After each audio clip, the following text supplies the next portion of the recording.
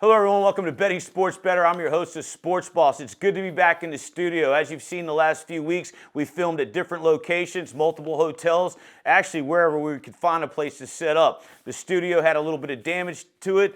We're back in it, moving forward. So thanks for watching and enjoy the show getting ready to come on. It's in the changing of the guard. It's always going to be rough. You think the Raiders are going to keep Josh McDaniels?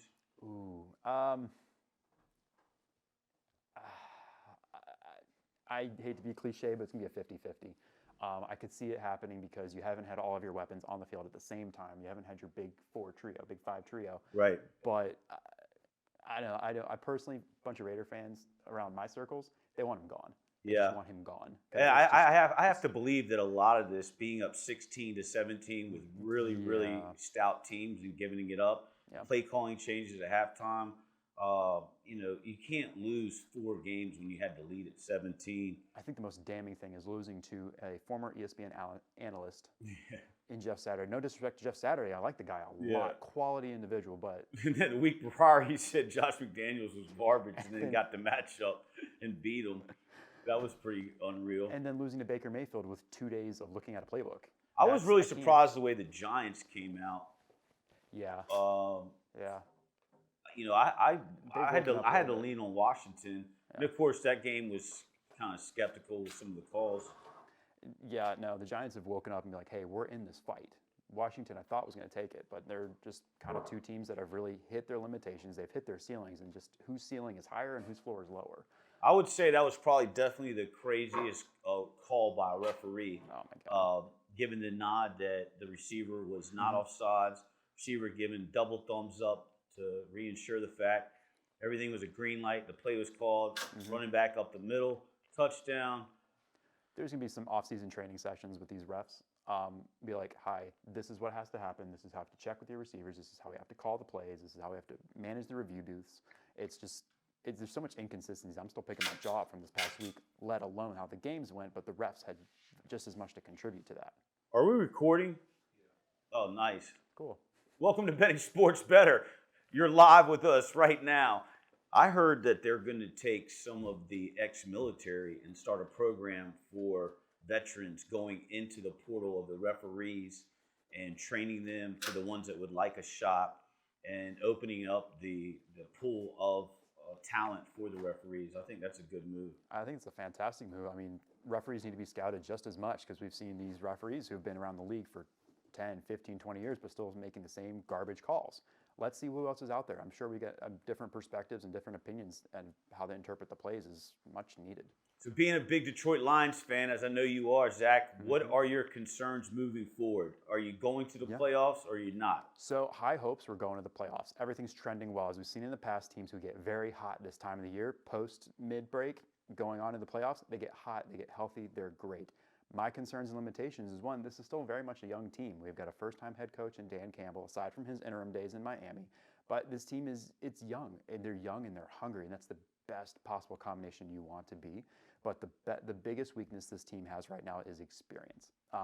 The road to the Super Bowl and the playoffs, they've got to go through some nasty teams, nasty good teams who have got strong teams, experience, just depth in general. And that's just going to be the gap between these teams. And we're going to look back on it, and this is not being a failed season. Like, we've already covered the win-loss record from last year. That was your step 1. Step 2 is playing for the playoffs, and we're on the precipice of that move right now. And step 3 is just acquiring more talent. The draft and however the free agency landscape is going to look extremely interesting. This past year, we saw a lot of movement, which caught all of us off guard.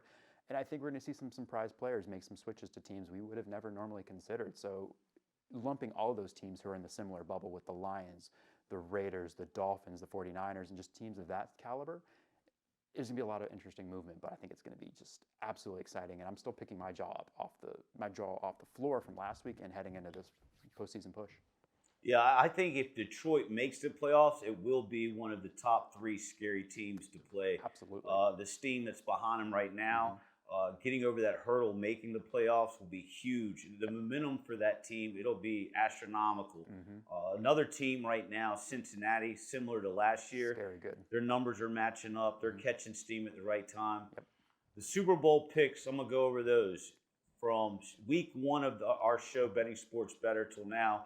Zach, I'll let you tell everybody who you were on and who maybe you would like to insert or remove from your Super Bowl picks. Sure. Right now, from week one, I had Eagles, Bills. They are the two hottest teams, with the Bills having the biggest chip on their shoulders, not getting that extra chance in postseason last year, and the Eagles just being that young and hungry team who have acquired enough depth to be able to make that scary push. And here we are heading into week 15, or just covering week 15, excuse me, they still hold the same. I'm not so high on the Bills anymore. I still think they're a strong caliber team, but the Chiefs are playing strong as of late. The Bengals are playing exceptionally scary, doing what they did last year, getting hot this postseason push. The Cowboys have that ferocious defense, and the 49ers, regardless of who they start at quarterback, hell, I could walk into quarterback and still have a team behind me. Shout out to you, Mr. Irrelevant. You are now officially Mr. Relevant. Yeah, that's right. But with that defense and how the schemes are built for these teams, it's scary good. And I could see legitimately out of the AFC, the Bills, Chiefs, or Bengals coming out of that and representing in the Super Bowl. And in the NFC, we've got the Eagles, Cowboys, and 49ers. No disrespect to the Vikings, but I'm not sold on you, regardless of what your record says. I agree. So I'm still very much on that Eagles-Bills train, but it's going to be an absolute dogfight when we get to that conference championship game. I totally agree. Yeah, and my picks were the Bills in Dallas. And, for me, Dallas losing this past week in overtime to Jacksonville, do I want to change them? I think every great team has one of those type losses on the road to the Super Bowl. For sure. I believe it was more of a look-ahead game. I think they laid off the gas for Jacksonville, knowing that they had Philly this week. Now, Philly's quarterback's probably going to sit the bench and rest that shoulder up. So I'm going to stay in my lane with the Bills and Eagles. If I had to replace one of those teams, it probably would be the Bills, like you said, and I would put in Cincinnati. They're a scary good team. Oh, yeah. No disrespect to Kansas City. I think Kansas City, some of the defensive schemes have figured out a way to at least slow down that train. I think we're in for some great football the next couple of weeks. I think Absolutely. the playoffs are going to be great. How about another big topic this week that's been going on for the last few days is some of the college bowl games. What stands out to you? What game maybe are you looking forward to watching?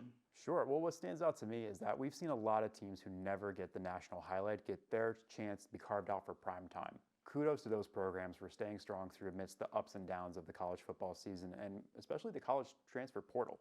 We've seen players jump ship for bigger programs, come into smaller programs when they couldn't find the sweet deal they're looking for. But one game I'm strangely looking forward to is South Carolina Notre Dame. Shane Bieber has got that team in South Carolina in a great spot to be able to make waves in the SEC with the rotation of coaches and the talents coming in and going, especially with the NFL draft upcoming. But Notre Dame being a historically strong program. Their unaffiliation with a conference has been their biggest hindrance, but these two teams are just sneaky good under the radar, and I think that could be extremely a pleasant game to watch. Also another one, Oregon, North Carolina. Both teams with similar records. Oregon's ranked. North Carolina's not. North Carolina has freshman Drake May at quarterback, who's the dude is just lighting up scoreboards left and right. Has flown, for the most part, under the radar this college football season. So it's just two programs that are not usually ever face each other, being on different sides of the coast, but it should be a good game. I agree. The North Carolina, I like the coach, always have. He's got a great track record. Oh, yeah. Tonight's game's going off. Local Liberty University playing Toledo. I think that's going to be a fun game to watch. They both average offensive play every 12 to 13 seconds. Looking forward to the top four. Ohio State, Georgia, TCU's going off against Michigan. That's right. Yeah. I think Ohio State, Georgia's going to be better than advertised for some yeah. reason. I think that's going to be a fun game to watch. Look forward to that one. Moving forward right now, some of the holiday cheer picks that we've been doing the last few weeks, we've just been throwing it out to the audience. Our members get exclusive picks that they have signed up for with the weekly, monthly, or yearly subscription. So I'm going to go ahead and give out a holiday cheer pick right now, and then we can job that up.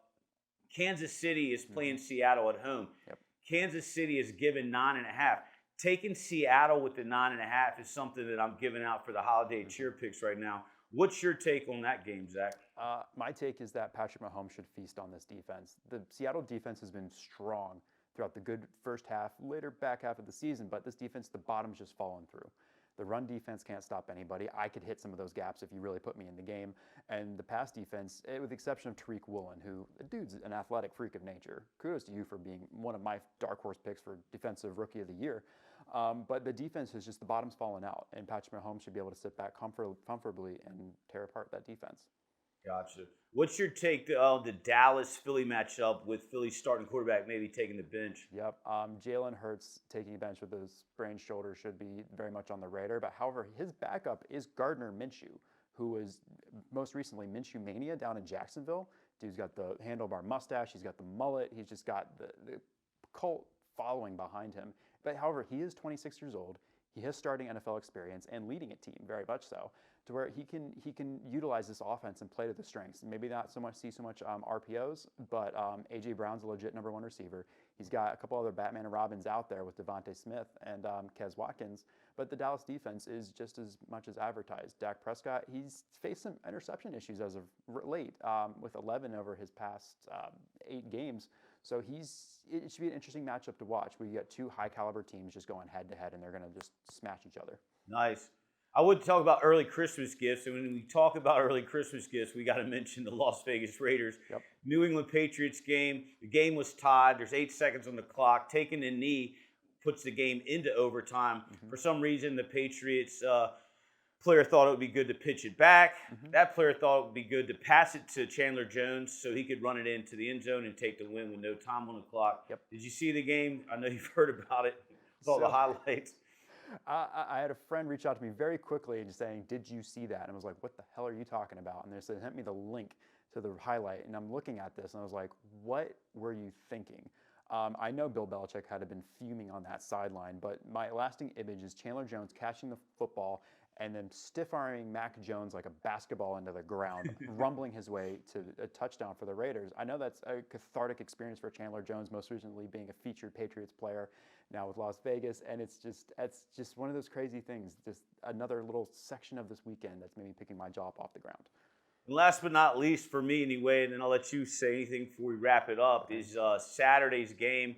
You know, it's cool to watch NFL, but especially when you're on the history book. So the greatest comeback in regular season, Colts, the Minnesota Vikings. I watched that game from beginning to end. Mm-hmm. Me personally, it was really cool having the Colts plus 3.5. At halftime, I put a wager in for Minnesota to come back and win. The game landed on 3. So that's kudos to me. I'll blow my own horn for a second. But watching that game was amazing. Did you get a chance to check that out? I did. I watched it start to finish as well, and I'm just like, I'm in disbelief, texting my friends, sending screenshots. I'm like, this score is not right. Like, we're watching a Madden video game right now, and just the complete swing in Minnesota's favor. Everything went right for Minnesota in that second half and the overtime, and I'm just sitting there stunned. Even my fiance is just like, is this really happening right now? And she doesn't even like football, and she was locked into that game. And we're just like, we're witnessing history at this moment. And there's just things you just know. Like, this is history. It was awesome. It was awesome. Christmas Eve, we got a good treat. Raiders are going into Steelers Heinz Field. It's the 50th anniversary of the Immaculate Reception. All the players that are still available that were in that game will be part of that. Yeah. Cool halftime show. Mm-hmm. I think it's a game to watch on Christmas Eve. And it should be competitive. Both blue-collar, smash-mouth football teams. Oh, yeah. I'm excited to watch that. And anything else from you, Zach, for today? Well, kind of playing off the Christmas gift thing, I think the Christmas gift game of the week is going to be, ironically, Broncos and Rams. And it's not exceptionally for the Broncos or Rams organizations, but for the teams who hold their first-round picks, like my Detroit Lions and the Seattle Seahawks. We're placing bets to see who's going to come out of this with the worst record, because it means a better draft pick for our organizations. So thank you to you both. I'm very sorry your seasons are going terribly, and that no one thought you'd be starting Brett Rypien versus Baker Mayfield on Christmas. Awesome. Well said. Well said. Good stuff. Remember, we have weekly, monthly, yearly subscriptions. I remember get exclusive picks that were released on the website just for them. The holiday cheer pick was taking Seattle plus the 9.5. Happy holidays. Remember, tune in to win. If you're at a loss, watch the sports balls.